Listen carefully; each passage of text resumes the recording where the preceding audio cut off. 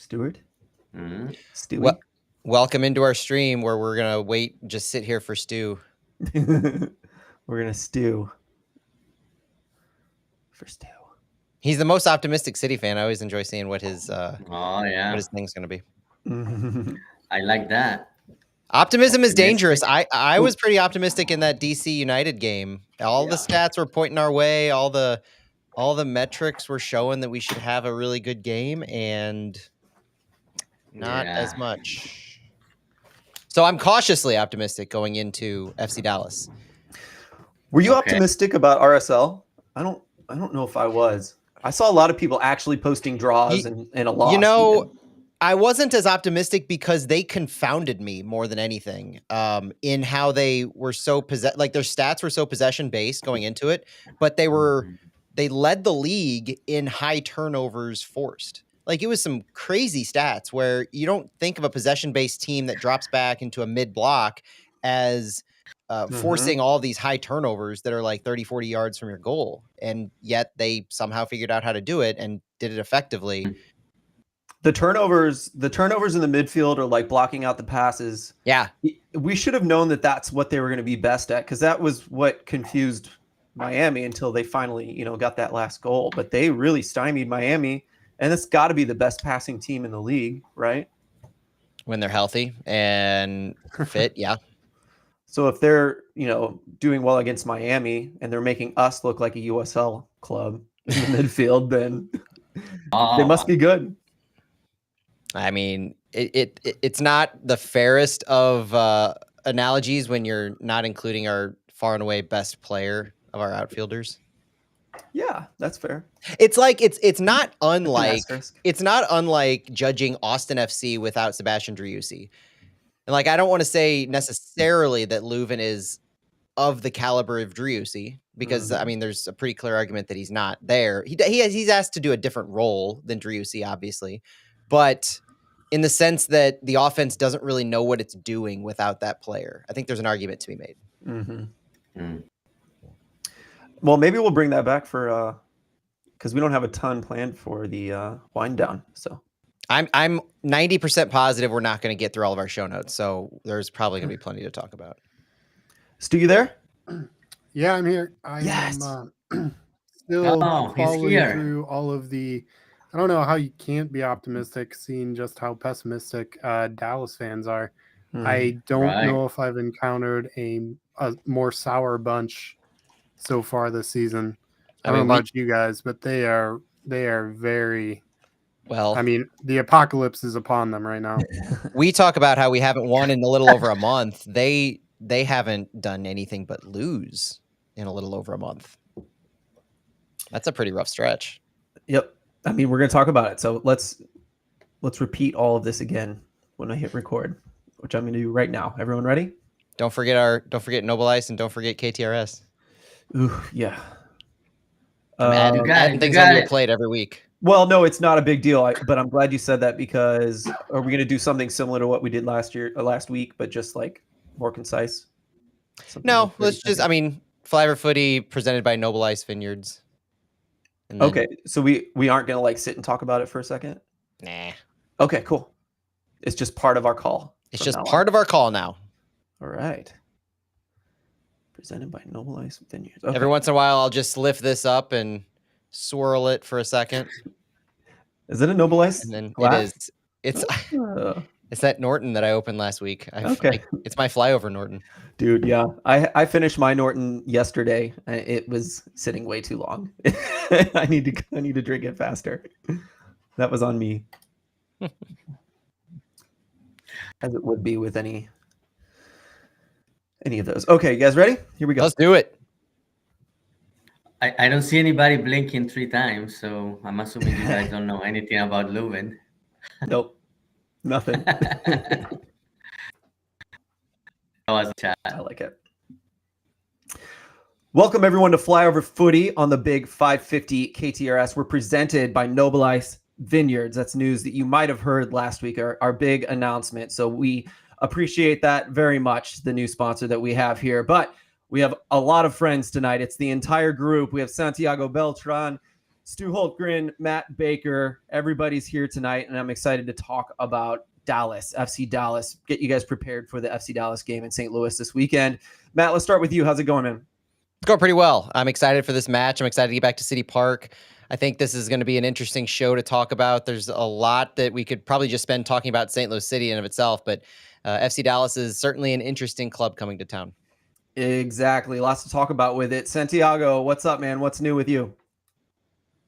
Doing great, Phil. Still a little frozen. I went to the Cardinals home opener today. It was really cold, but looking forward to talking about Dallas and hopefully St. Louis City SC bouncing back and getting 3 points. I think last year we talked about getting kissed by Fredbird. Is that something? Did you meet Fredbird today? This is something on your bucket list, your St. Louis bucket list here, Santiago. Really? Yeah. I didn't know that was on my bucket list, but no Fredbird kiss today. Yeah, and maybe I shouldn't call it a kiss. He just puts your whole head in his beak. That's what that is. Many St. Louisans have experienced it, and we talked about it last year. Maybe we'll bring it back as we all go to these STL Cardinals games. So cool you got to go to opening day. I'm jealous. Stu, how's it going, man? I assume you did not go to opening day. I didn't, but it was pretty cool seeing the club tweet out all the support for the Cardinals, Fredbird and the scarf and all that. I have been kissed by Fredbird over the years, a couple times at least, or eaten, whatever you want to say, but I've survived. So Santi, put that on your bucket list, I guess. All right. Well, there's been a lot of chat as we chat, kind of opening up the game online, the podcast rather online. There was a lot of talk about Leuven. Blink 3 times if you guys know what's going on with Leuven, as Abo said in the chat. Matt, why don't you lead us off with some of those announcements that we kind of got to hear about today in the presser? Yeah, it's ambiguous, it's worrisome, and it's everybody. Let's hold hands and hope everything's all right with Edu Leuven. We knew he had a hamstring injury. That's been the prevailing thought. So when we didn't see him at training either Tuesday or today, Thursday as we record this, the thought is, okay, is there a setback in the hamstring injury? And didn't hear anything until Thursday's press conference, where Bradley Carnell said, quote, "We've given him a bit of space. He needs to deal with some things away from the field right now." And that's all they want to talk about. They're not going to mention anything else. And that was it. So no update on the injury itself, which up until this week, Edu Leuven had been progressing with. He had been doing some individual drills on the side, not working with the team yet, but seeming like he was making progress, not unlike Joachim Nilsson, who we'll talk about in a second. But now all of a sudden, there are some things away from the field unknown other than that. So it's hope and pray at this point for Edu Leuven that whatever he's dealing with, it's not a lingering issue. It's able to quickly be resolved, and all parties are happy and healthy on the other side of this. Yeah, Santiago, I guess you didn't go to the presser today because you were at the opening game. No, I was there. And then after that I went to the opening. But yeah, about Leuven, just hope everything is okay, whatever is going on gets resolved, and we see him back on the field soon. Absolutely. Stu, what do you think about Joachim Nilsson progressing nicely? I don't know if he's going to make it this week, but it'd be nice to get him back, right? To have Parker and Nilsson back in this game. Of course, it'd be nice to have him back. I mean, it was a rib injury. I'm a little worried about, picking up another knock and aggravating that if he comes back too soon. Mm-hmm. And against Dallas, this might be a match to kind of rest him out of just caution, potentially. Absolutely. Yeah. I kind of misworded that. I made it sound like maybe he would be back this weekend. Obviously, that's not going to happen, but it sounded like perhaps the next game, Matt, is a possibility more so by the way he phrased it. Well, we'll see when he returns to training with the team. That's going to be the real indicator for when we can start to set the countdown, I think. So far, we saw him run around one of the training fields on Tuesday, not just jog lightly, but he was running pretty good, did a few laps. And on Thursday, he was doing some of the agility drills, the individuals on one of these separate fields.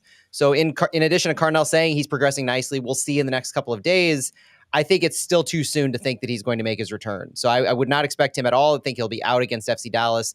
But looking ahead to the next few games, Austin, SKC, then a bye week on the other side. I mean, it depends on how you want to rush him, but it's not out of the realm of possibility that he could make an appearance in Kansas City, but you also see that bye week of sorts, and you think, okay, maybe that'll be his rest time, and then we'll hit the reset, so to speak, on the other side of that. Yep. If it comes down to making that call on whether you play him at Kansas City or not, I think why rush him? Just wait, give him the bye week, and then he can come back on May 4th. Yeah, if there's something we've been hammering this year, it's like making sure everyone's rested up and ready for that postseason run. Let's talk about what it looks like from afar, looking at the standings and Dallas. I mean, if we're going to talk about injuries, we can't complain too much because Dallas has really caught the bug this year. They have, and both teams come into this in less than ideal form, to say the least. St. Louis City and FC Dallas, neither team have won since early March, late February. St. Louis hasn't won since that NYCFC match, March 2nd. FC Dallas hasn't won since their opener in February. St. Louis City comes into this match tied for 8th in the West on a 1-1-4 record with 7 points and a 0 goal differential. Our goal differential was wiped away against Real Salt Lake. 11 goals scored, 11 goals allowed. Our form of the last 3 games, 2 draws and a loss. We drew LA Galaxy, DC United, and then lost to RSL on the road. Returning home to City Park is hopefully going to be that reset that we need. But as bad as we think we have it, and I tried to make this call on our new midweek pod this week, trying to put in perspective how St. Louis City is doing it with some other teams, such as the Seattle Sounders, the San Jose Earthquakes, and FC Dallas, it could be a lot worse. FC Dallas comes into this match 12th in the West on a 1-win, 4-loss record with 3 points through 5 match days for them. 6 goals scored, 10 goals against. They're 0-2 on the road, and their form in the last 3 games, well, I mentioned they lost all 4 games they played in March, so we're talking about a 2-1 loss on the road to the Red Bulls, 3-1 loss at home against Vancouver Whitecaps. And last week, they lost the Copa Tejas match away to Austin FC 2-1. And if you remember the last few weeks when we talked about Austin FC and how abysmal their offense had been, inability to get shots on goal, disastrous without Sebastian Driussi, FC Dallas lost to that Austin FC team. And they were as ineffective as any team I think we've seen in MLS so far, and we'll get to some of the stats that explain that. But some of the big stories for FC Dallas are injuries. Last week alone, they were missing Jesus Ferreira, Giovanni Jesus, Paxton Pomykal, Alan Velasco, and Logan Farrington. These are some huge injuries, not just to their starters, but to some of their depth in Logan Farrington. Giovanni Jesus tore his ACL last September. Alan Velasco tore his ACL last October. Paxton Pomykal had a season-ending knee surgery to address some cartilage damage. And Jesus Ferreira last played March 16th, but he's only started 2 matches this season between muscle injuries. So there's a host of concerns that FC Dallas has that have really played into their inability to do anything that produces points. Stu, you had a great joke about the 2 Jesuses and rising from the dead on Easter. I know you had some comments in the pregame about Dallas fans' feelings right now. I'm going to give you a chance to talk about it. Yeah, I mean, Dallas fans just are probably the most pessimistic MLS fans that you'll encounter at the moment, and it's hard to argue with that. They really want Nico out. That's an interesting take, but yeah, no, looking at what they have, it's on injured list. It's hard not to argue with any thoughts that they're, cursed or the apocalypse is upon them. So I'm the most optimistic City fan right now, but if we lose this week, it's going to be hard to not be the most pessimistic one, because this Dallas team, they are really ripe to be taken behind the woodshed. It's funny because that speaks to just how fickle MLS fans can be, and once things turn on a dime, just how quickly you're willing to call for your head coach, because Nico Estevez is in just his 3rd year as the FC Dallas head coach. He's not trending upward by any means. He started off when he came in 2022, signing players like Alan Velasco. They finished 3rd in the West. He led them to a fantastic regular season finish, but then last year kind of fell to 7th place. This year, they're falling off to that awful start. And you see the plans that he brought in. It's not out of the realm of possibility that if Bradley Carnell had done something similar this year, not just started off in the similar way without losing 4 games, but the way that Nico Estevez has really managed the FC Dallas team, starting off with a formation that had a lot of wingbacks looking at a 3-4-3, and then all of a sudden flipping the script entirely in the past 2 games to look at a 4-4-2, trying to generate some offense and being wholly ineffective, especially at their XG, non-penalty XG per shot, which is abysmal at 0.05. Nico Estevez has basically been trying to throw things against the wall and seeing what sticks, and absolutely nothing is working so far. Yeah, it's interesting. You said fickle MLS fans. I couldn't agree more with that. And it's really interesting. Let's get into this next part you have here, Matt, because Dallas fans have had a lot of reason to be upset over the years with them selling players on and not buying any. Well, they started buying, right? Velasco was a really awesome possible player, young player. I'm excited about Peter Musa when he's not playing St. Louis, at least, about his talent level on a team that could be very good. But, of course, as soon as they get these players, they start losing them to injury. But I know you can talk more about those players now.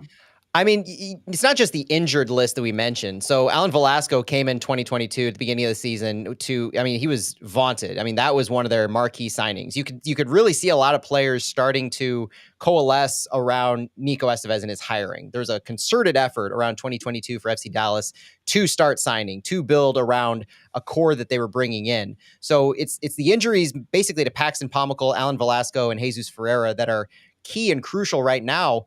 But they still have a pretty good core on their field. Peter Musa, first and foremost among them, 25-year-old Croatian international, signed from the Portuguese powerhouse Benfica for a club record $9.7 million. He has up to $13 million signing with add-ons. Their designated player was signed through 2027 with an option for 28, so he's a long-term guy. This is a guy that they're bringing in to build around in their attack. His fee surpassed the $7 million fee paid for the aforementioned Alan Velasco back in 22. Now, Peter Musa is a guy who needs somebody to create for him. That's the big thing that I think FC Dallas has been dealing with this year, because at Benfica, Musa had 17 goals and 5 assists through 66 matches across matches, not just in Portugal, but UEFA Champions League. He helped Benfica win the Primeira Liga title in Portugal and has 6 appearances for the Croatian national team. This is a guy who, if he has players underneath him, not unlike how we refer to Klaus from time to time, but if he has players underneath him who can produce for him, then he's going to be successful. But he hasn't had anybody to produce underneath of him, primarily because the other forward, Jesus Ferreira, hasn't had a rhythm this year. He's had multiple injuries. Like I said, he only started 2 games so far. He's played in 3. But the rest of it's a cascade effect. Alan Velasco out is a huge issue. Paul Arriola is being asked to do so much on the right side, but he hasn't really been doing anything to facilitate for Peter Musa. He has an expected assists of about 0.12 per 90 minutes, which is abysmal for a player of his caliber. Sebastian Lletget is the midfielder that everybody knows from the national team years ago. He's not the chance creator. He's the ball progressor. So they're missing players who can create and facilitate. If they had an Edu Leuven on their team, he would be more ideal for what they're trying to do in getting the ball to their forwards and to Musa. But it's pieces falling apart all over the place. And so they're struggling to find anybody who can deliver service to Peter Musa, which is a shame for them. Looking at it from their perspective, this vaunted double-digit transfer fee signing, who's going to be the centerpiece of your club for years to come, is just off to as rocky of a start as you could expect, or as you would not want to expect. And it almost doesn't count because Paxton Pomykal hasn't been great ever since his second major injury. But if you're a U.S. national fan or a youth national fan, he was, a great hope for the national team as far as distribution. And that's the kind of guy that maybe Dallas was hoping would play out in that way, and it hasn't. Santiago, any thoughts on these players? I saw you nodding your head along about Nico Estevez as well. What do you think about these Dallas players?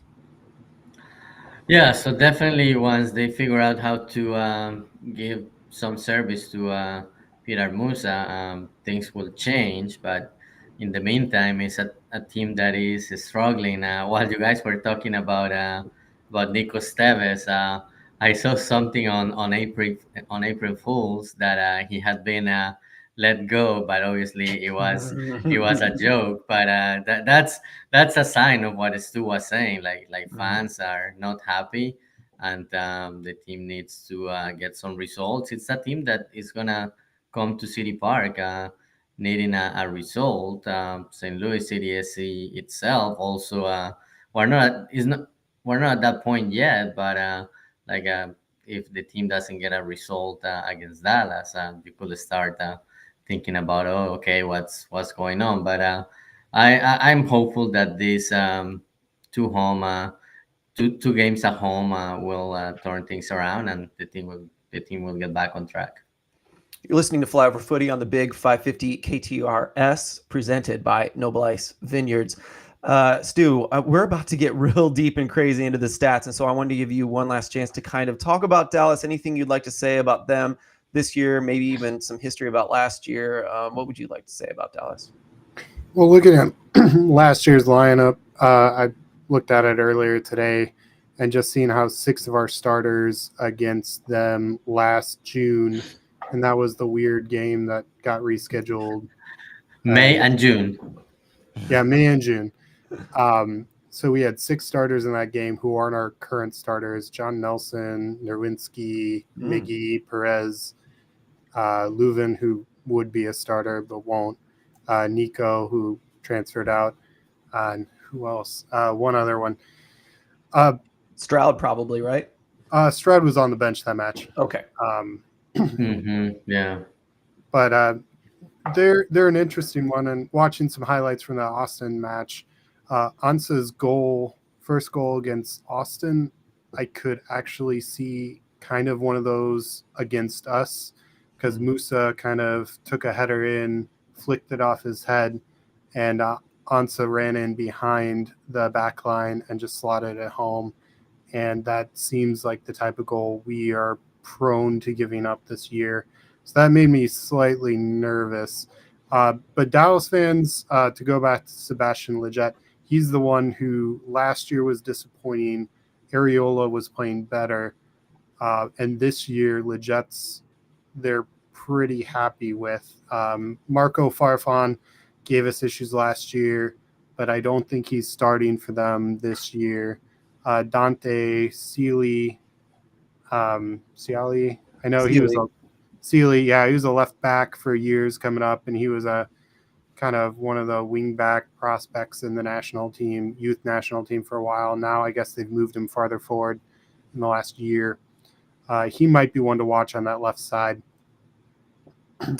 He's gotten a goal this year, I'm pretty sure, and he was playing for Young PSV, if I'm not mistaken, in the Netherlands before he came back to play for Dallas. We were saying that Musa needs to be distributed to, and that goal that Stu just mentioned, Peter Musa's got 5 key passes. He's tied for second, as I'm reading here, that Matt wrote down for us. You might have mentioned that a minute ago, actually, Matt. Sorry if I missed it. But yeah, I mean, we've got a lot more stats here, Matt, that you can start digging into. So please help yourself to a sampling of what this book you have here of stats. Yeah. I mean, there's you need to read between the lines to understand like what it is this FC Dallas team has been doing wrong, because we've seen from St. Louis, and we know a little bit more about what St. Louis's issues have been. Ball progression without Edu Leuven's an issue, but it all boils down to finishing a lot of the chances and creating chances up to our forwards, with whether it's Sam or Klaus in their different styles of play. But with FC Dallas, you look at just an inability to progress the ball out of their defensive end meaningfully at times. The individual stats are highly unimpressive, with Paul Arriola leading their team with 10 key passes. Like you mentioned, Eugene Ansa and Peter Musa both have 5. But on the St. Louis side, you have Edu Leuven, 12 key passes by himself in just 3 games. AZ Jackson with 10, Saliu Pompeu 9, Klaus 8. You're getting guys in St. Louis who can make those key passes that end in shots. But when you turn it around to see, like, all right, what kind of shots are they producing? Both of these teams are having some of the absolute worst XG per shots in the entire league. Of all the stats I'm going to talk about, my stat of the night, I'm not going to bury the lead on this one. I've got 2 stats of the night. They're non-penalty XG per shots. Both teams are tied worst in the league, with Seattle Sounders at 0.07 XG per shot, meaning per the models, they both take the absolute worst percentage chances in the entire league. And you can draw conclusions based on how they're playing, but FC Dallas has done just an abysmal job of creating chances to get the ball in the box. They have only 2% of their shots this year having come from inside the 6-yard box. So headers are just a non-factor for them off corners. They're just not able to get the ball into high percentage chances. And we've seen that same thing from St. Louis, to be fair. Whenever St. Louis tends to take shots, yeah, we might have high volume shots, but they're low percentage. And that has to change at some point to be a little bit more effective. You need to take higher percentage chances here and there. In addition to telling the story of how FC Dallas is struggling, they're progressive carries. So how does Dallas move the ball up the field? Well, progressive carries, which are greater than 10 yards towards goal passes, or carrying with the ball. FC Dallas is last in the league with only 50 of these through their 5 games. St. Louis has the 11th fewest amount, so middle third there, but FC Dallas does not carry the ball. They also don't progressively pass the ball a significant amount. So how do they move the ball up the field? It's short movements, a lot of horizontally in a lot of regards. FC Dallas has the 11th highest sequence time in MLS and the 6th most passes per sequence, with the 5th slowest direct speed. So you say they're very indirect with their movements. They have top 10 or top 11 highest sequence time, and they have the 6th most passes. So they're just moving the ball around quickly. I think they're ripe for St. Louis's pressing, especially because they have difficulty getting the ball out of their defensive half. This is a team that it does match up well with a lot of the issues that they've been having, in addition to just the fact that FC Dallas will possess the ball over 50%. So what FC Dallas likes to do, St. Louis can take advantage. And I asked Bradley Carnell that today, and Bradley Carnell, rather than kind of taking the bait, so to speak, and going at how well St. Louis might match up, kind of redirected multiple times, along with Celio Pompeu in the press conference, to they need to focus on themselves. They are doing too much nowadays. So you can talk about all the stats that I just mentioned on, and we've got more, but all the stats on how FC Dallas plays, progresses, is ineffective in their XG. They don't carry the ball. They don't pass the ball long, effectively at least. But St. Louis, at the end of the day, if you're going to force turnovers, if you're going to stymie their shots, you have to be able to do something on your own end. And so that's what the issue really boils down to. And that's why we called the episode, when we're streaming, Hitting the Reset, because that's what both teams are looking to do, and St. Louis desperately needs to do in figuring out a way to finish some of these chances that they've here and there been good at creating. Let's each can respond to this very quickly if we can, because this is still the radio portion. We'll go more in depth in the wind down after this in the podcast version. But Chris Gebhardt brings up a really good point. Last week we talked about a lot of those key passes, giving ourselves a high volume of shots, and Chris Gebhardt mentions that high shot volume for us last season equals success. And but we just saw that they're not getting the finishes. So what do we think about that? Is that playing into the narrative that maybe St. Louis was getting lucky last year with their finishes? Santiago, let's start with you if you don't mind. No, I wouldn't say it was getting lucky, but it was forcing more turnovers and getting into situations where you could get shots that had a higher success rate. This year, what I have seen, in terms of number of shots, there has been a good number of it, and even before last game or a couple of games ago, St. Louis had one of the highest, if not the highest, average shots per game. But I think, a lot of shots, but not a lot of them are high success rate percentage shots. So I think that's the difference. Yeah, you can shoot a lot, but if it is low percentage shots, it's not gonna get you anywhere. And Matt mentioned with that stat on the non-penalty XG, we can see it, a lot of those shots. Yeah, there are attempts, but not shots that will be successful for the most part. Matt, we'll give you the last word in just a second, but Stu, any thoughts on that shortly? I mean, not really. I think Santi covered that pretty well, and Matt has the stats to back that one up. I guess just a hockey comparison is, shots on net don't necessarily mean, dangerous shots, dangerous opportunities. And the way that both teams, the reason that's behind both teams having such ineffectiveness on their XG per shot, non-penalty XG, I think is a tale of two teams, because in one regard for St. Louis, they're so direct, so vertical, that I look at the example in Real Salt Lake, where Klaus had the best opportunity besides Indiana Vasilev's actual goal, which was a low percentage shot itself. Like Indy took a speculative shot out there, and it was a fantastic shot. But we haven't had many of those fantastic shots. Now, Klaus, when he had the turnover created and ran about 90 yards, yeah, incredibly difficult to finish after fighting off a player, running down the sideline, and then getting a direct to goal opportunity. But it was still a low percentage angle. It was still a low percentage shot and spot that he took the shot from. He sailed it wide, but that's kind of the nature. That's kind of the nature of St. Louis's offense. Is we are designed to take a lot of these low percentage shots, and it's mitigated by the volume that we shoot. So we take more shots, we put more pressure on, and eventually things fall in. But things haven't been falling in this year to the extent that we've been allowing goals. So it's on both sides, right? And that's why our goal differential is 0 as it is. We've been decent at scoring goals in comparison to the rest of the league. Like our goals scored is matching up favorably against the Western Conference, but our goals against is also in the bottom couple teams in the Western Conference. And when we're getting beaten like that, we have to be more productive offensively if we're going to take home points. It's really well said at the end there. And I was gonna make sure you said the bad too, because again, the narrative was the narrative for a reason. Those underlying stats that are constantly mentioned is the XG. But I agree with you, Matt, too, that I think we should be practical and say, boy, these stats are real. Maybe we were lucky. There's a possibility. Like, it's not proven wrong yet by any means, but I agree with you. Like, we always outperform our XG, like those are the kind of low percentage shots and turnovers. That is our bag, baby. So like, I think it is a thing, but I mean, it's just not proven quite yet this year. I thought it was a cool thing to bring up, but Matt, we've got a lot more to cover. So please do take us into the next statistical category, if you will.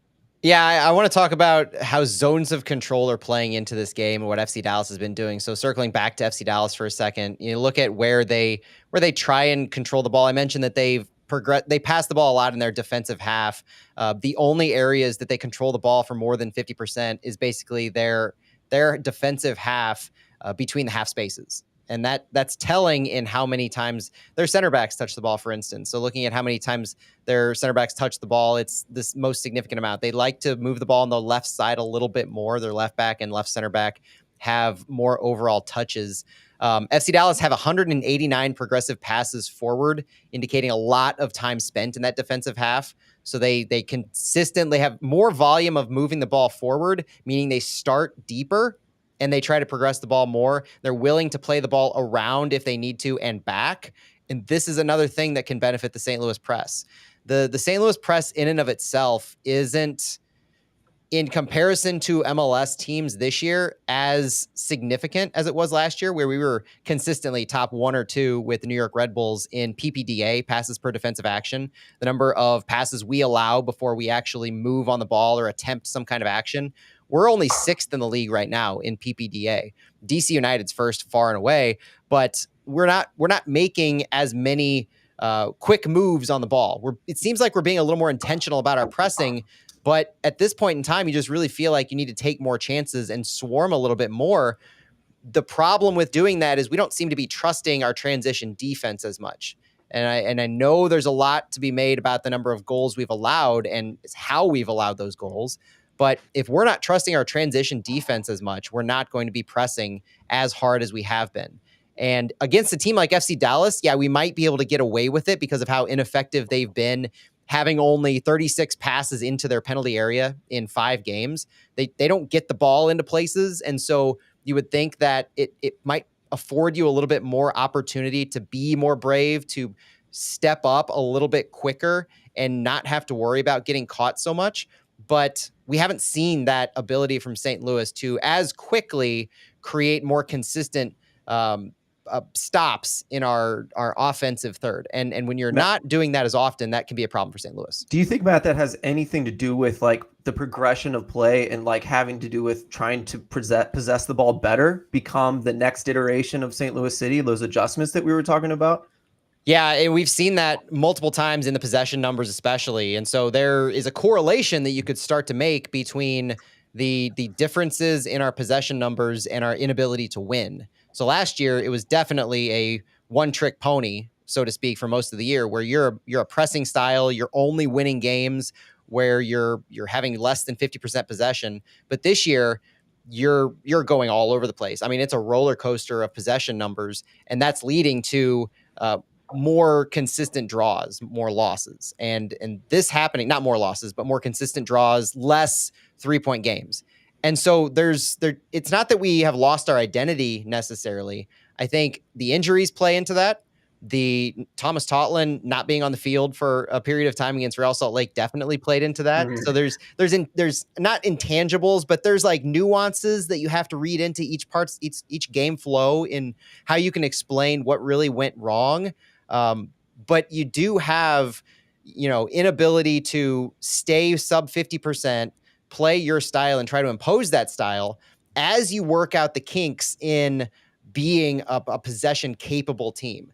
And fans need to be a little more trusting, a little more, a little time sensitive with this, because if you're asking this team to possess the ball more, which I saw a lot on social media after Galaxy, DC United, Real Salt Lake, it's possess the ball more. It's you need to figure out how to possess the ball and win, because this direct style isn't producing what we want. Just got done talking about how we had 2 shots on goal against Real Salt Lake, and it was all the low percent shots, right? So if you're not going to be able to do that in a direct system, fans want to see you possess the ball more. They want to see you play a little prettier soccer, so to speak, in your passes, stringing them together, progressing the ball. This team needs time to do that. It's not going to be a night and day switch. And so if you want to see this team get better at that, you got to deal with the issues that we've probably been seeing in these first few matches. In contrast to that, yeah, fans may want that, and I wonder how smart that is versus some of the comments we got from Bradley Carnell was not necessarily about possessing the ball or not, or being successful in possession, but more about focusing on themselves and not focusing on the opponent. And so that does, looking at all these stats here and talking about directness versus, the PPDA, I wonder how all of these things intertwine and what we'll see against Dallas. Maybe Santiago, any thoughts on all of those things, those comments from Bradley versus how we prepare against someone like Dallas? Yeah, so I think about the comment about being a team that has more possession. I think that's something you can mix up, and at times you can try to possess the ball more, but the identity of the team is still to be a direct team. So you can mix it up a little bit, but it's still I don't think there's going to be a change of identity. And this game against Dallas, it's a good opportunity to go back to your identity, to your principles. Maybe try to press a little bit more, knowing that Dallas is a team that they move the ball within their half. Something that surprised me, and Matt mentioned it. They have a higher possession than City, but when you look at what the percentage of possession they maintain in the final third is pretty low. It's like 22-23%. Even City, who is a direct team, is 32-33%. So this game is a good opportunity to go back to those principles. One thing you need to keep an eye on, and Dallas,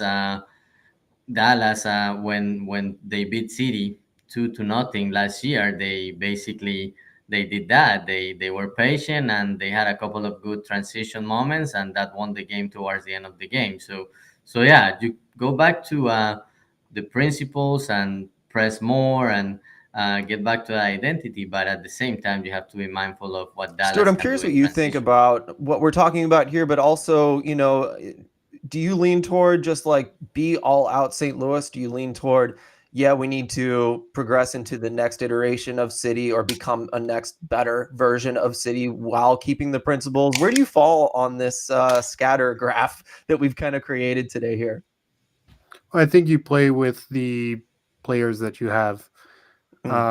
We've seen some coaches who try to not Carnell, but who try to force a style, who don't have the personnel to make it work. And we have the personnel to make what Carnell's style works. And I'm in favor of sticking with that.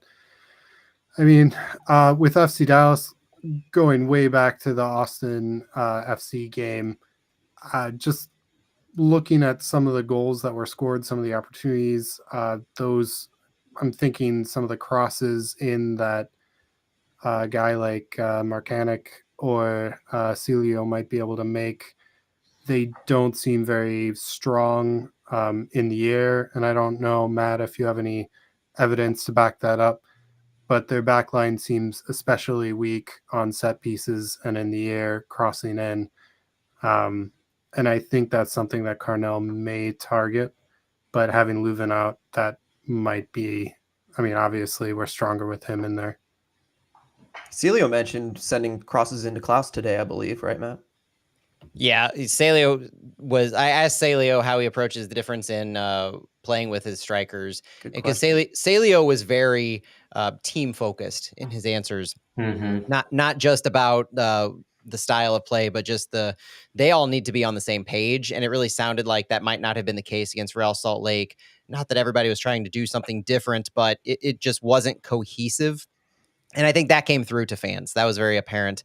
But Celio did say that he knows what Sam likes. He knows what Klaus likes. And so when we're talking about creating chances, Celio does play the ball differently to Sam than he does to Klaus. He looks for different things. And I think Indy would probably tell you the same thing from the right side. Same thing with Totland and Durer or Marcanic. But with Klaus in the game, you're going to see more crosses. You're going to see the ball played from City more centrally to provide the ball to him as he's coming back, and he'll receive the ball a little bit more, whether he wants to receive the ball and then play it off to a winger who's cutting or to a second forward, or if he's in the box and he's just a header opportunity is created for him. That's kind of what Celio mentioned looking for with Klaus. And with Sam, you're looking to get him some of those runs in behind the back line. You're looking to lead him the ball, send him a through ball so he can chase it down and then go direct to goal.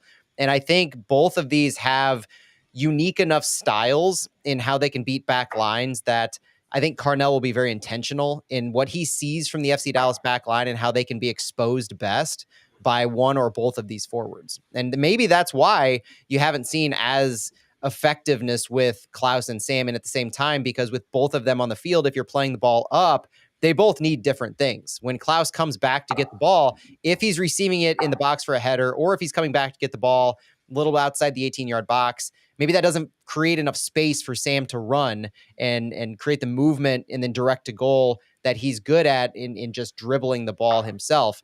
There's a lot to be said for how our forwards are still learning to play with each other, in addition to how the service is being delivered to them. And I think this Dallas defense is suspect enough, not just in their set pieces like Stu mentioned, because they're pretty suspect in what they can allow in their set pieces. But I think there's a lot of opportunity, maybe not in creating some of the transitions after dead balls, but I do think there is more of an opportunity to earn the ball and score off of high turnovers. I do like the notion that it's not necessarily like Colton Cook in the chat says, do we need to try more kick and rush tactics with our press? I don't know if it necessarily needs to be that drastic in what the intent is, where you're just trying to out and out send the ball and then run after, press them in their defensive third, and then force the turnover. I mean, that could work, and I would expect Berkey to have quite a few long balls. Berkey doesn't have many. Berkey has like a 37% long ball percentage right now, so that's kind of what we try to do anyway, is create those opportunities from Berkey passes. But I wouldn't expect anything abnormal in that regard. I just think we have the opportunity, because FC Dallas has shown to not be effective, especially if Jesus Ferreira is still out for this game, that we can offer the opportunity to be more brave in our attacking third. We're Flyover Footy. Thank you for joining us. We're on a radio show here on the Big 550 KTRS, and we are also a podcast. We have a new presenting partner. It's Noble Ice Vineyards, so I hope you guys will check them out in Augusta, Missouri. Present wonderful wines that you can check out that are available in lots of retail stores, probably everyone that you've been to in St. Louis to get groceries. Thank you for joining us on this one and the radio show. We are going to have a bit of a laid back conversation in the podcast version, the second half of that. So please join us there if you haven't already. Guys, it's time to do lineups. Let's get that out of the way, and we'll do the lineups is the fun part, and then we'll get our predictions out of the way is a good way to put that. Matt, as always, let's start with your first lineup. I'll really quickly give a preview of FC Dallas too, because Nico Estevez has really shown a propensity in the past 2 games to run a 4-4-2. So if you're looking at who St. Louis might match up well against, they seem like they've discarded their 3-4-3 in favor of 4-4-2 that runs with Eugene Ansa and Peter Musa, or Peter Musa and Jesus Ferreira if he's healthy. So be watching for that and how that might offer a different look to what St. Louis hopes to do with their press. But for St. Louis, I have Roman Berkey, Nicholas Dewar gets his turn at left back, Josh Yarrow, Tim Parker, Thomas Totland make up the back line. Chris Durkin, Tomas Ostrak, Celio Pompeu, Indiana Vasilev, Klaus, and Alm. It's a little bit of a spicy lineup because I don't have Blom. I have Alm back in the lineup, but I want Celio, I want Indy, and I could go either way on Klaus and Sam. I really want to see Alm if he's healthy and able to start. Also, Ostrak and Durkin. I like that midfield. I'm a huge fan of how that midfield has looked, and I did not like how we were able to progress the ball with both Blom and Durkin. No. Durkin is clearly a little higher up when that's the case. And Durkin has some good midfield stats in how he's able to progress and playing a little higher. But I like what he offers much more at the 6. And I think him and Blom, I'm still not sold on that as the most productive midfield. I like the space that Ostrak can provide when he's pressing higher, and we don't have a traditional number 10 to get in his way. Santiago, what do you have? I have something very similar to Matt. Berkey, Totland, Yarrow, Parker, Nicholas Dewar. Then the Dorkin and Thomas Ostrak duo. Then Indy and Celio. And up front, I have Alm, but hey. I don't have Klaus. I have Sam. Okay, interesting. That's interesting. Yeah, because that whole going in behind. Mm-hmm. We were talking about how Klaus and AZ might get in each other's way, or I was worried about it more than anyone else, actually. They did a good job trading off. It would be like the opposite with Sam and Alm, right? Like who's going to run in behind in that situation? It'd be interesting. What do you think, Stu? I'm pretty similar with everyone else. I'm not the massive Ostrak fan at the moment, but I think AZ has earned himself a rest for the moment. I would like to see Alm out wide on the right. However, I like the lineup that Santi and Matt are saying. I do too. Honestly, I think it's a fun one, and I think if you're gonna get a consensus 11, I imagine that's what you're gonna see, because I'm agreeing way too much with Santi and Matt on that one. So we'll see how that comes out on Twitter. But I will just say that I wouldn't mind if Durkin ever gets too tired and needs a rest. I would be interested to see how Blom and Ostrak work together. Yeah. Mm-hmm. I think that would be okay.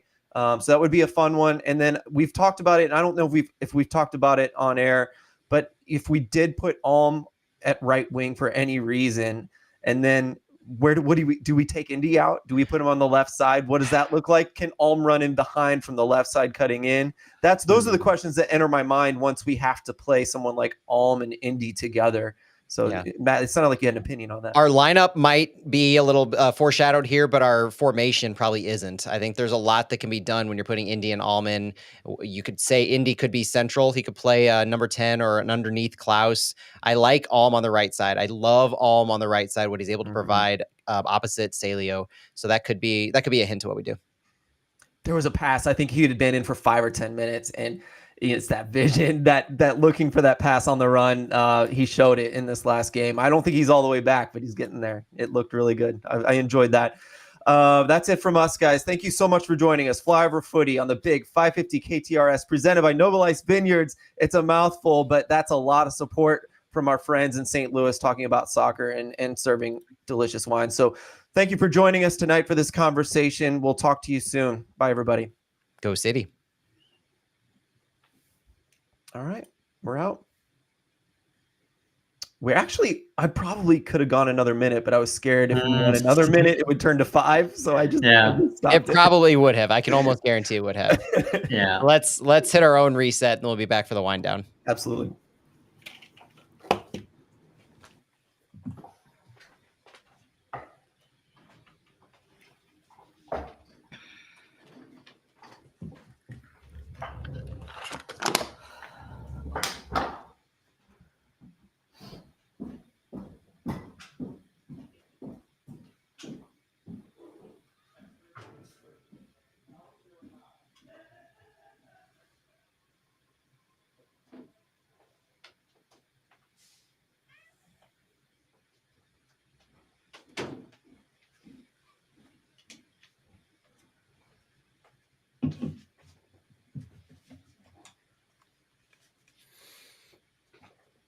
I think I nearly talked myself out of Klaus and Alm and kind of wanted to see Sam. I like what those behind the back line runs might look like with Sam against this FC Dallas defense.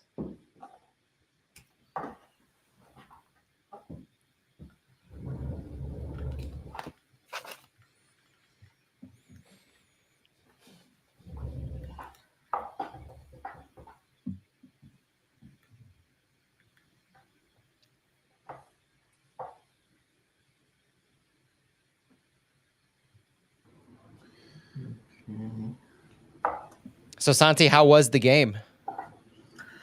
It was exciting, right? Yeah, it was very exciting, very entertaining. Cardinals were down 5-3, and then they scored 5 runs on the 7th. So yeah, it was huge. That was good. Yeah. Does nothing to help the narrative on our pitching, but nice to see the bats come alive. Yeah, that was good to see. But yeah, pitching wise, it's a struggle. It's probably going to be a struggle all season. Stuart, you going to hang for a bit? I'll hang for a bit. Did you guys see the Toronto FC stadium renderings for the World Cup? No. Oh, I did not. They're interesting. They're expanding it to 45,000 seating. But yeah, they're doing the whole thing that they did in Russia, where they basically are setting up a freestanding stand well beyond one of the ends, and it looks it's like outside the stadium. Yeah, it looks awful, to be honest. This looks like somebody took like a Stadium Tycoon game and they just started clicking buttons all over the geographic area of the. Yeah, have you seen the one in Russia though? Yeah, well, that one's from 2018. An abomination. Actually used. Yeah, no, this will be the same thing. That's funny. Just awful. Interesting stuff. Right. Yeah. Guys, I have to go. I have to finish some content I'm doing for City for tomorrow. So, big deal. Yeah. Thanks for joining us, man. Even though I look forward to seeing you on the app. All right. See you guys. Bye. Bye, Santi. Do you want to start with those renderings? That's an interesting conversation. Anything else you want to talk about before you go, Stuart? I like to throw anything you want in the beginning here. Oh, geez. Yeah, no. I agree with Chris that interesting is a euphemism for dumb in the chat. I think they're just stuck. Yeah, they're stuck, and you have to have a minimum of 40,000 to be a World Cup venue. It's pretty crazy that Toronto, not that I'm saying they should build a venue purely for the World Cup, but that because when has that ever gone wrong? Yeah, no, I mean there aren't stadiums in Brazil that are right. are empty right now because of that. But the fact that they don't have a stadium of that size, but that's as an American talking about, we have high school stadiums in this country with there's a reason why high schools in Texas have money for their sports teams and not for their teachers. It's not a good thing about this country necessarily, but other things to talk about, just the Burrito Boys. How can we not talk about them real quick? That is smart. Yeah, let's do that, and we can mention Sasha as well because that's the big one. I'll hit record and we'll bring it up. You ready, Matt? Ready. Welcome everyone to the wind down. Oh, actually, I was gonna start straight to Stu, but Matt, you just opened a Zwickle, and I saw on your what is that app called? Instagram stories about the Zwickle Light. We could have gotten. I forgot to go get my free beer the other day. It's not far from me. I should have gotten it from the Grove location. It's a good beer. You tried it? It's good. Yeah, I went down and had one. It's good. Yeah, it's like I like to say the Zwickle is one of the better lagers in the area. I think the Zwickle Light does justice to the light lagers. Good. Yeah, I mean, anything that's super light but still has flavor, I'm actually excited to try it for that reason. So good shout there to start the show off here with. But Stuart, you were talking about Toronto's renderings for the World Cup, their stadium renderings being Russia-esque, I guess. I wanted to give you a chance to talk about that again on air. Oh yeah, they're so basically what they're doing is to make their stadium expanded to 45,000. They're knocking out one of their ends and putting up temporary. I think it's a $40 million conversion is what they're talking about, and I mean, it just looks awful. Anyone who wants to look at it, yeah, as a stadium or a city that big, you'd expect them to have a larger stadium that could fit the 40,000 person minimum for World Cup, but Toronto did not previously. The Argonauts don't play at the same stadium, correct? Do they currently? Oh, I thought they played at BMO. They do. No, they play do. BMO? Yeah. Yeah. Okay, so and I think a rugby team does too, if I'm not mistaken. So Argonauts play at BMO. Oh, I'm thinking Ottawa. Ottawa has Yeah.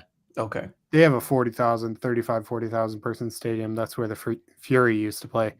If you haven't seen it on socials on X, the original poster of this, because I'm not a fan of the person who posted it that everybody's looking at Jaime OR96, JAIMEOR96 has both renderings and information about how the stadium is going to receive $40 million in funding to bring the capacity to 45,000, and they call it, quote, "It's an ugly mess." Did we already say on air? I'm mixing up what we already talked about off air. I mean, it looks ridiculous, right? I mean, this is why you should tune into our live stream so you can see the off-air conversation. Yeah. But no, it looks entirely ridiculous. Doing like what Stu mentioned in Russia, putting seats outside of the stadium that you could see in, and there's going to be obstructed views all over the place. I mentioned that it looks like somebody played a stadium tycoon game and they ran out of space, but they needed to fit a capacity, so they just plopped down seats in an area of land that they owned next to the stadium. It's going to be an interesting venue, that's for sure. And I don't look forward to the press and to the jokes, because ultimately what Toronto puts out, just like what Mexico and any stadium in the United States put out, is going to reflect on soccer in this country and around this country. So it's a reflection on us that the world is going to see. I don't like this. I don't like this idea of us being a potential laughing stock and seeing this type of a stadium. But at the same time, other countries have done stupid things and have done things to earn the ire. So I don't think it's abnormal in that regard either. Yeah, I think honestly, a bigger issue that came out that is more of a black eye is Arlington, Texas got rated or came out as the largest city in the country that has no public transportation, bus or light rail service. That's fair. 390,000 people in Arlington, I think. But they have World Cup matches, and I'm sure they're running buses or whatever to and fro that whole time, but that's going to be a headache for all international travelers. Well, that's like in Kansas City, right? At one point they were talking about building light rail that goes from downtown to Arrowhead, which is like 58,000 miles from downtown. Yeah. It's nice. Well, they're having buses for 26 was part of their proposal. And they'll do that.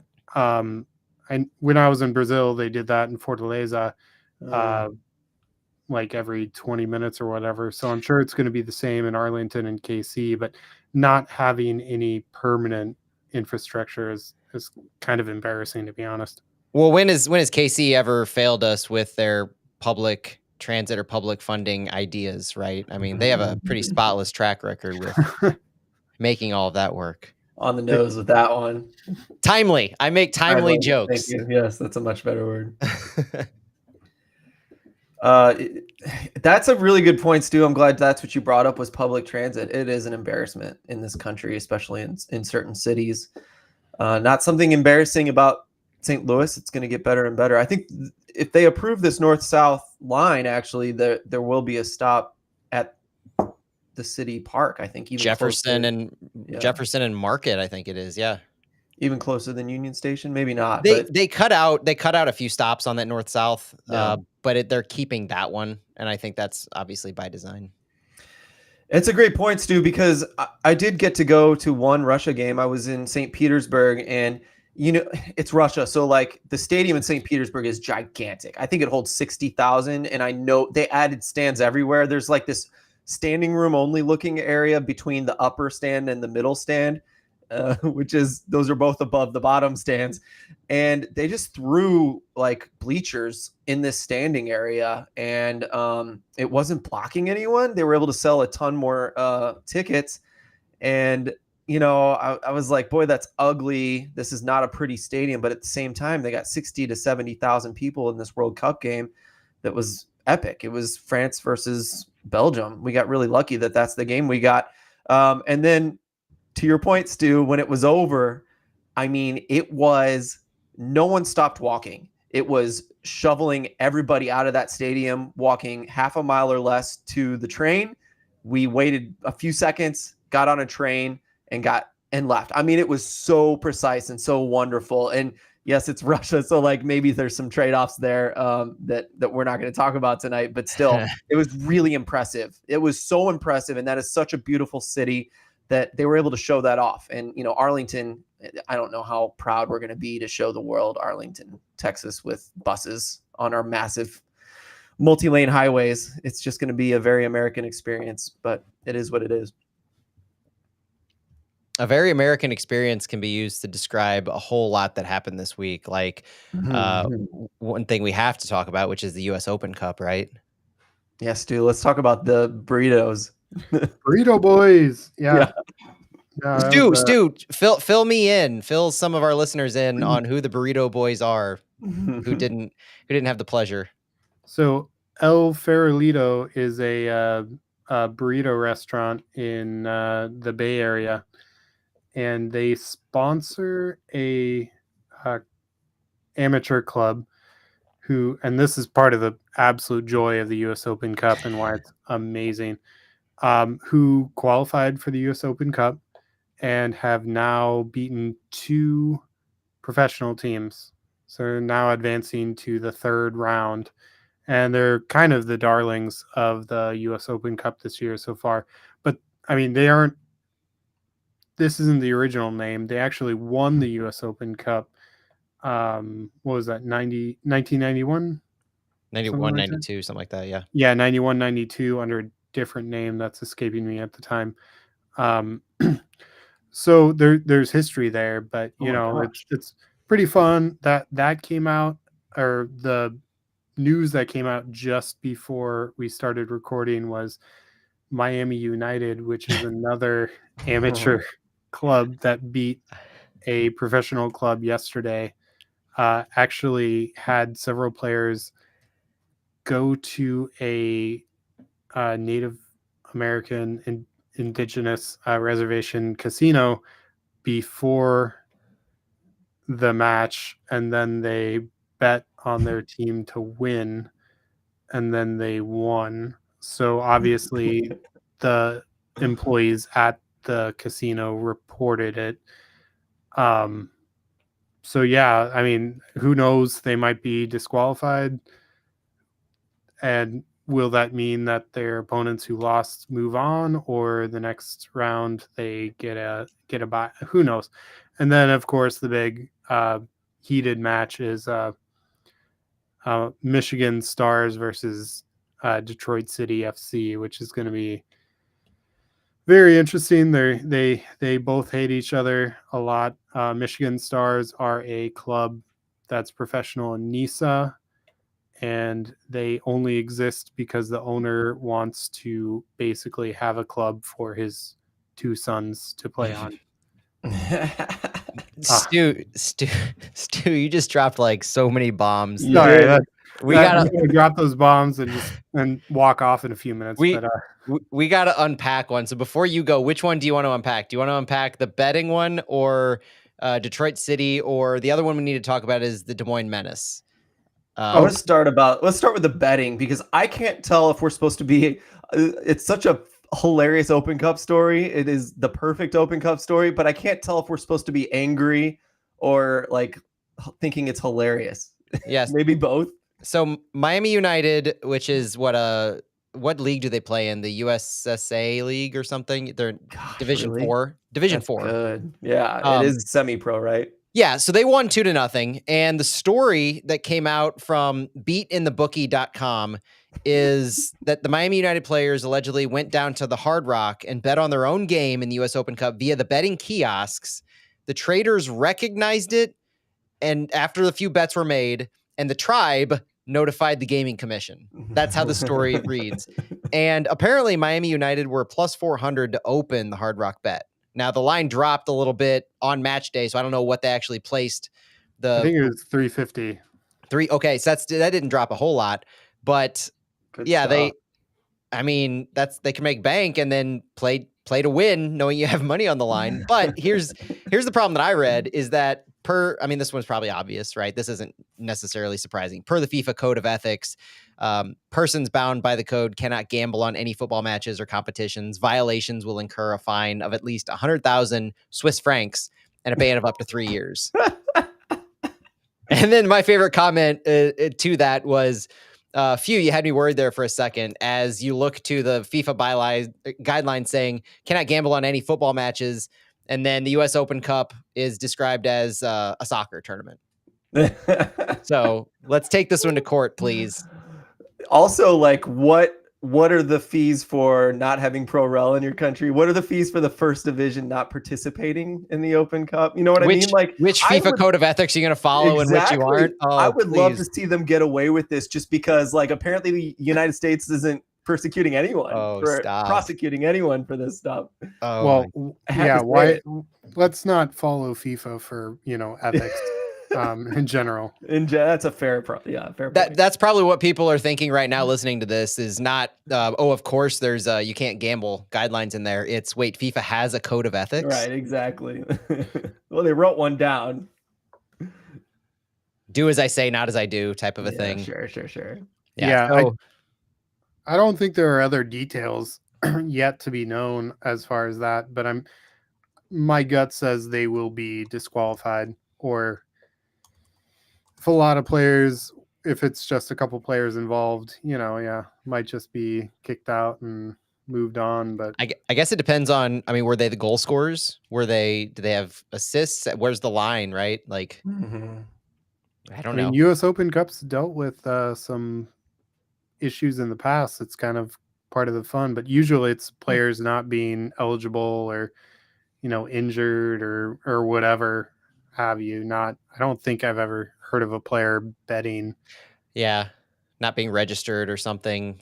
It's one of those types of things. Yeah, there was something fun with before we go into Des Moines Menace, the Des Moines Menace president, I believe. The GM, right? GM, yeah, served his 9-year ban. Oh my God. Made his triumphant return. Oh my God. So it wasn't actually a 9-year ban. He was issued a ban in 2015 during US Open Cup, and he was never on a roster again until this year. And he's the one who was in a spin class with Sasha Kljestan. Okay. So maybe he was, excited about Sasha playing and all these guys coming in, so he put himself on the roster again. So he was on the roster last match, so he officially served that match ban. But I think that's the longest US Open Cup ban. It far surpassed Clint Dempsey's, that's for sure.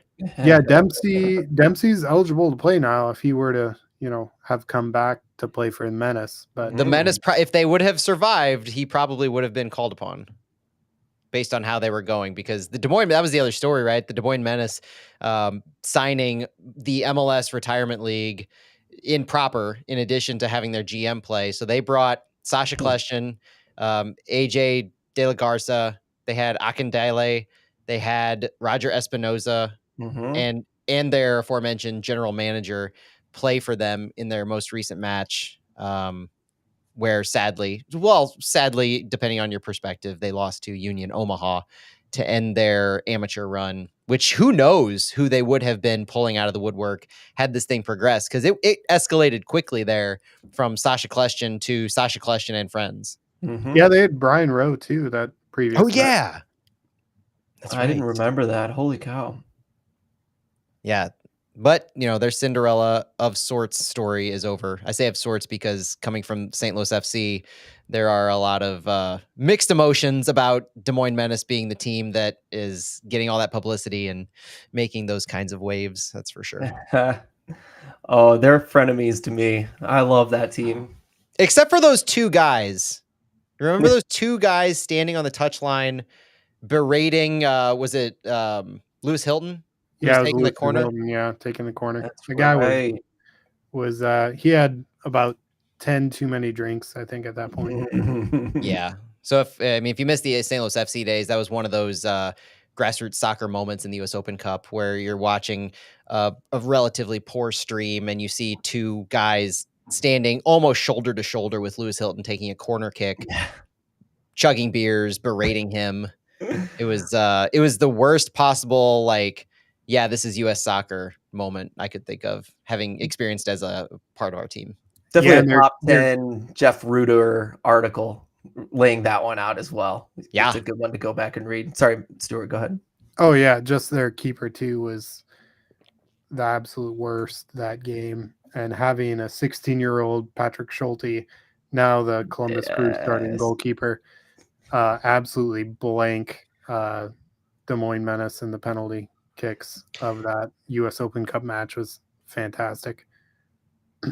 I do like in our live stream chat, Fatbug24, all these US Open Cup roster fluidity makes the MLS's absence even more silly. Hashtag expand the rosters. Couldn't agree more, because it reinforces the self-imposed roster restrictions that MLS had been complaining about. You can do what you need to, bring in players that aren't rostered for your team except for in this tournament, because and the reason the Des Moines Menace did that is they struggle with their amateur status being a lot of collegiate athletes who are unavailable right now, who had played for them previously. And so they need to sign additional players, and travel is a consideration.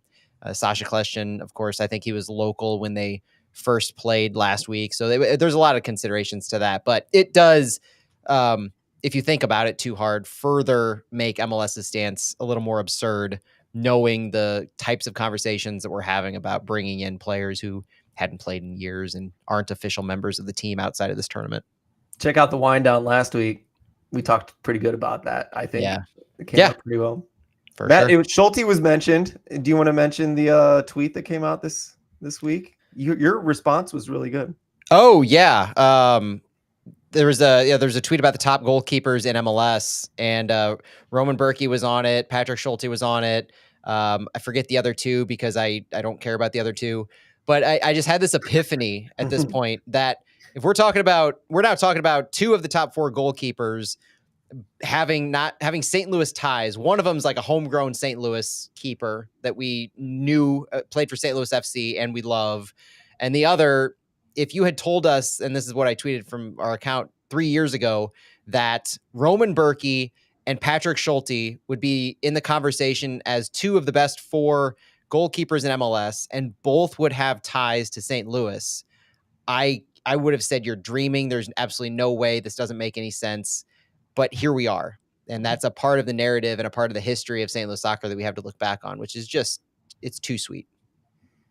There are like two or three players that I think about when, Flyover Footy is like a tongue-in-cheek thing where like a lot of St. Louis players have been overlooked. I mean, that's probably being a little too angry because there are so many St. Louis players not overlooked. But I always thought Schulte didn't get his due for years. I thought it, and it's happening. I mean, he's really stuck with it, and he's forced U.S. soccer's hand, giving him chances. He's probably going to be the starting goalkeeper for the Olympic team. It's looking good right now, at least.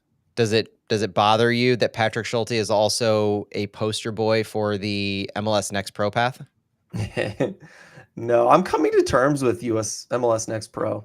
Yeah, a little bit. I don't think they'll ever not be what they are, and that's going to be a thorn in their side in a way. But they're going to be what they're going to be.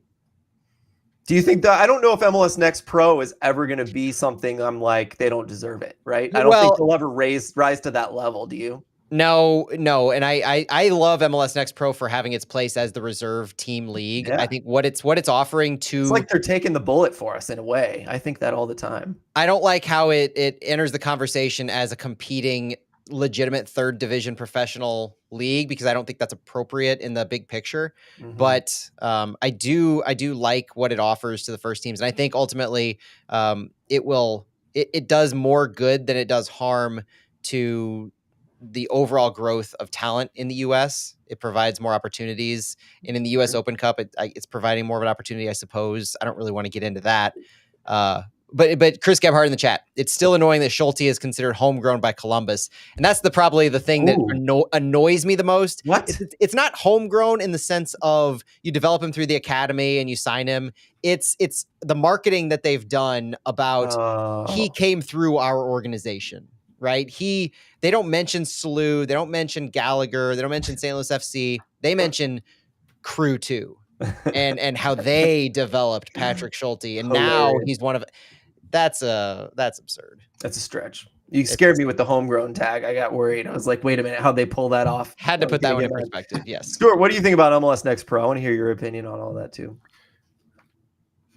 I mean, I'm with Matt as far as agreeing that having a reserve league is great and them separate.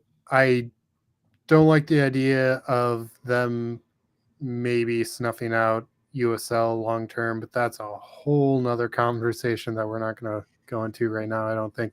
No. But the whole idea of having an academy to reserve team to professional team, that's a good pathway, and I think Crew have done it very well with Schulte and Farsi, who's been successful with them as well. Capybaras are a really good, exciting organization club that they're doing, and honestly, I think City would do. I mean, City would do very well if we copied them, and I think we are in some ways. I don't know if you guys saw the Northern Kentucky rebrand. Yeah, the rebrand. FC Cincinnati 2. Yeah, personally, I think rebranding reserve teams is great. What worries me is when reserve teams move to markets that should have independent clubs.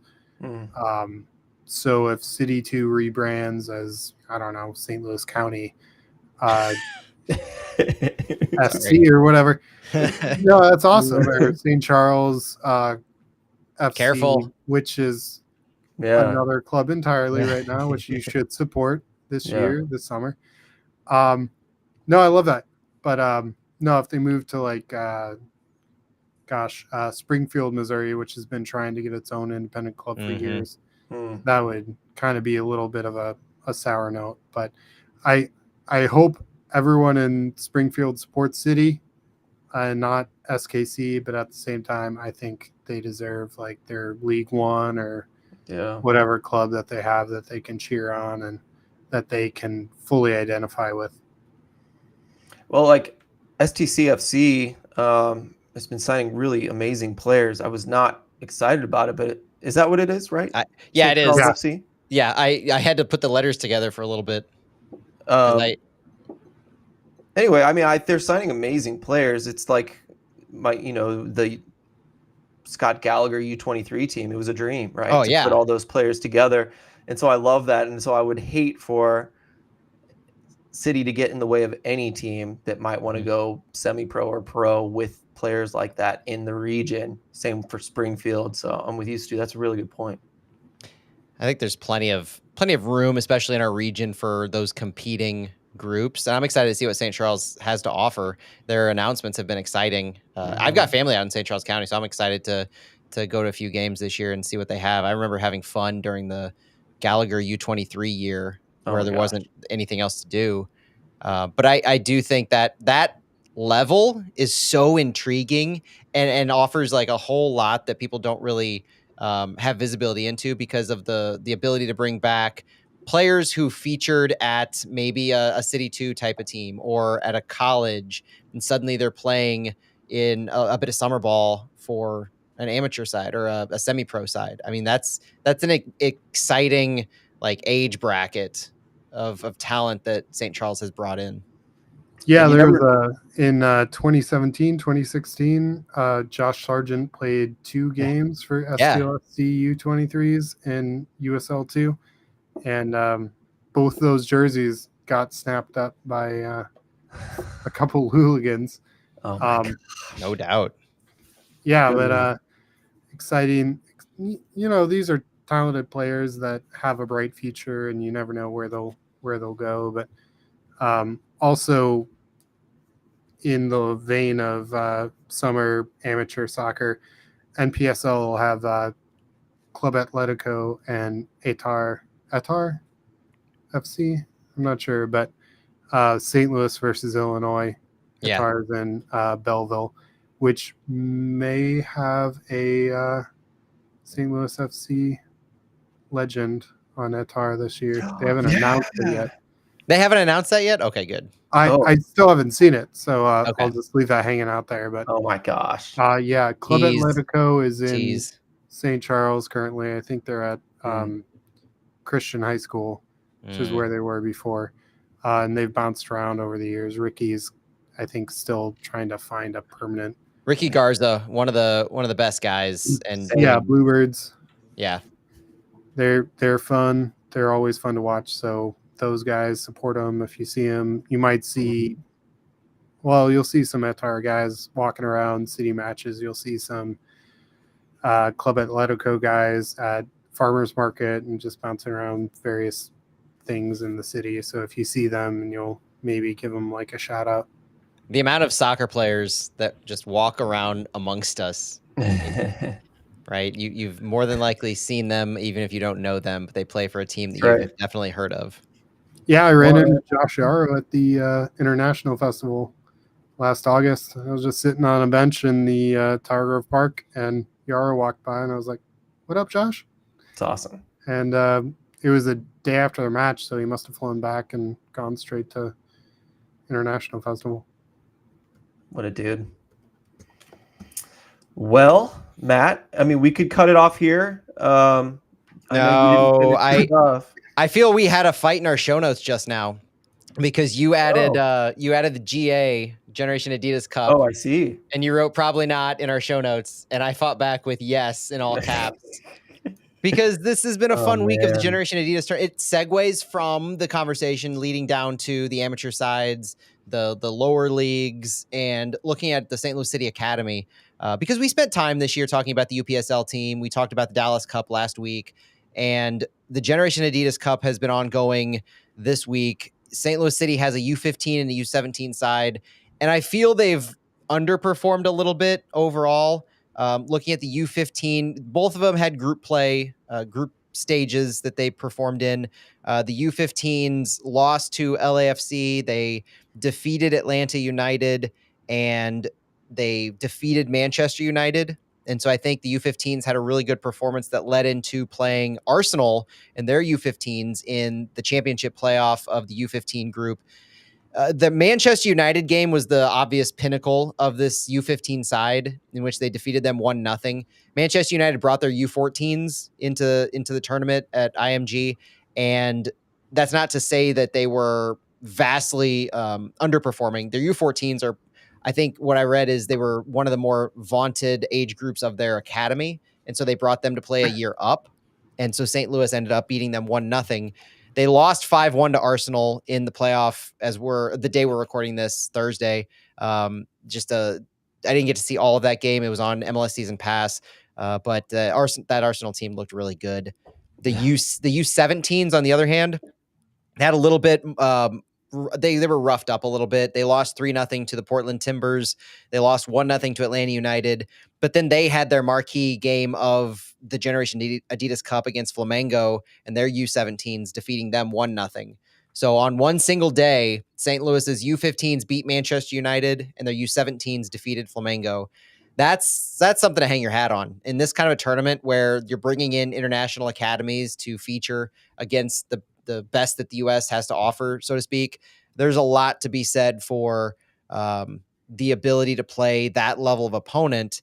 And then after they defeated Flamengo 1-0 in the consolation group, the U17s today, as we record this on April 4th, Thursday, defeated Monterrey 2-0. So Massive.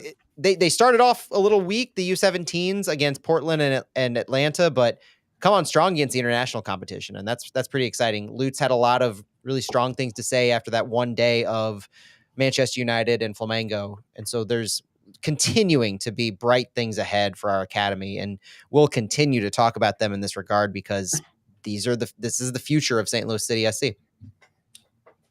David Goss was doing the color commentary in this one, and he did such a good job. I mean, this is the best he does is when he does these youth tournaments and announcing.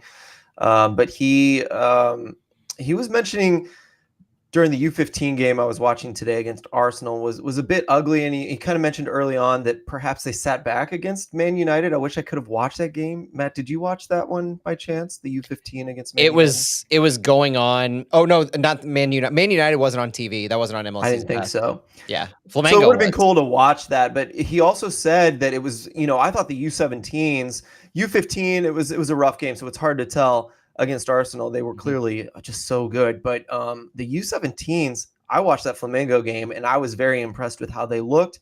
And Goss mentioned in the U15 game that it was cool that these like South American and Mexican teams came up to play teams like City because they don't see pressing teams like us in their play down in South America. So this is a very cool tournament in that regard. And it was cool to see our style work so well against South American teams and against Monterrey, obviously. So was Monterrey? Yeah, go ahead. Yeah, when against Flamengo, I know the one that we were able to see for the U17s, there were moments. That was a pretty good example of how the organizational mantra applies up and down the ladder, where you're seeing a lot of good moments, transition moments that City was trying to take advantage of. And they were pressing, they were pressuring, they were keeping the ball in their attacking zone. But then there were a lot of moments in the second half after they had their lead. They hammered them in the beginning of the second half, but then goalkeeper Lucas McPartland, who ended up being man of the match, had so many key saves. The defense was clearing the ball out. Flamengo was pressuring. They were getting consistent balls in the box, and St. Louis was doing what they needed to do to get the ball out, not being tricky with it, not being coy, not trying to play the ball, but just getting it out. And that was impressive to see the dedication to the commitment to their principles, as Bradley Carnell likes to say. And so that was impressive to see. You could see shades of City 2 in the U17 game that you saw against Flamengo and a little bit against Arsenal, although that was more of a rough shot match. The U15 goalkeeper had a double save, and it was the third rebound that went in the first goal or second goal. But boy, he looks really good. St. Louis is going to have good goalkeepers for a long time coming, I think. Very intentional with the staff that we bring on, just the goalkeeping up and down from City to Tim Kelly on down to the academies. I mean, it's impressive. That's a hallmark of St. Louis, and it always has been, right? Like we talked about Patrick Schulte earlier. That's always been a hallmark of St. Louis, is developing goalkeepers. Any thoughts, Stu? No, it's always exciting to see the academy do well, and the Dallas Cup is one that's been around for a long time. I think almost 20 years now, if not more. And it always brings in big clubs, so to be involved in it's a big deal. So to see success, and there's a lot of eyes that are being put on these kids, and they know it. The club knows it. So I think in 2016 was the year that Jack Marr, my gosh. It is Jack, yeah. Yeah, Jack was borrowed by Atlanta United's U19 team when he was a 17-year-old. And he actually ended up captaining them to beat, was it Dallas? It might have been Dallas. With that might have been the squad that Pepe was on at the time. Anyways, it was a big deal. And there were some fears internally that maybe he was going to, get poached. Yes. But he ended up with Nashville, and unfortunately, hopefully he'll come home eventually. One thing we haven't talked about, because I know we're going to wrap it up in a moment, are our loanees. And we had every once in a while we'll give an update on our loanees, but there was a question in the chat on our live stream that Miggy Perez received his first start for Birmingham Legion against Louisville City the other week. And while Bilbo Swaggins in our chat says he didn't look too comfortable in his start for Birmingham, he wasn't starting before then. I think he worked his way up and into the starting lineup. There are talks from Birmingham that he is expected to feature pretty heavily in a double pivot type role, potentially as a number 8. And I wouldn't be worried at all, primarily because if you watch that game, I think they lost 5-0, and it wasn't Miguel Perez's fault. They were just run over by Louisville City. Complete domination in transition. They had numbers in the attacking end. They were crashing the box, and the ball was just never in a place where Miggy could really make a difference other than crashing his own defensive box. I think that was a poor initial showing for his ability to start. So I'm excited to see what Miggy has to offer because he's going to come back to us at some point. And I think every moment that he has to learn the number 8 and the box-to-box area of the midfield is going to benefit City. Miggy's still, in my eyes, our future at that position. He's a future either starting or rotational midfielder for us, not unlike Tomas Ostrak plays right now for City. And so that's what I looked forward to seeing with Miggy Perez. And on the Isak Jensen side, who's our other primary loanee, Selmer Pedro is also a loanee, but Selmer Pedro is doing Selmer Pedro things. Isak Jensen also has an option to buy. So if you're watching Isak Jensen with Viborg out in Denmark, I think he featured for Denmark's U21s in the Euro qualifiers. So exciting things for Isak Jensen, but there's a purveying thought on our side that he probably won't feature for City again, just because with that option to sell he's been successful for Viborg, consistent starter. And now that he's featuring a little bit for the Danish national team again, the youth national team, he's probably happy out there. I think he didn't have the experience at City that we wanted to, but if he comes back to us, I'll be excited because he's showing a lot of goal scoring capabilities for Viborg. Ultimately, good kid. Wish him the best. Lutz on The Voice really talked up Jensen a lot. He did. He really did. So I've been on the same train as you guys where I don't expect him back, but that was a little bit encouraging if you're like Bilbo Swaggins and you want Jensen back, hey, that was a good possibility there. He's in form, that's for sure.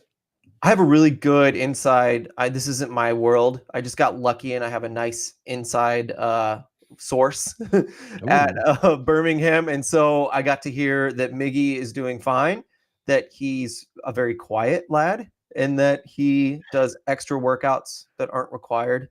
And so it sounds like he's putting in the work down there. I would say he looks bigger, in my opinion. He was starting to look big at the end of last season, but I think the workouts are really showing.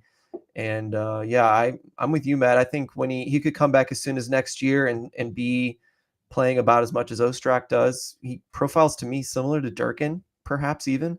So long term, maybe a Durkin style player to me would be really nice to have from a homegrown slot, right? It was tough when a 17-year-old was asked to fill in as a defensive midfielder for St. Louis City last year, for Jabulu Blom especially. And so we saw glimpses, very quick glimpses, and obviously the goal last year was magical. But we have seen absolutely nothing of what the potential of Miguel Perez has to offer. Yep. They use him going forward because I think his skills in the USL, his attacking skills translate even better in the USL right now. So, I mean, he looks good with Birmingham. Just give him some time. They'll be fine. And they're a good team with a good coach. Nothing to worry about there. And if you're looking for updates on Miguel Perez, Birmingham Legion, this might be your source, because I know you know this person really well from your USL show days, Kaylor Hodges, right? At Kaylor Hodges, KaylorHodges is a fantastic follow for Birmingham. Absolutely. And offers just the best insight that you could ask for following Miggy. It's a must follow. And that is not my source. It's even better, believe it or not. Fantastic. But follow Kaylor. Absolutely. Are we good? Call it a day? I think we're good. I could probably talk all night about this now that we're going, but we should cut it off. Well, Stu made it all night. I mean, is this a first? It's been a while. It's been at least 6 months. Well, I'm glad you were able to join us tonight, man. I appreciate all your insight. And if you made it this far on the podcast, thanks for listening, everybody. We'll talk to you next time. Bye-bye.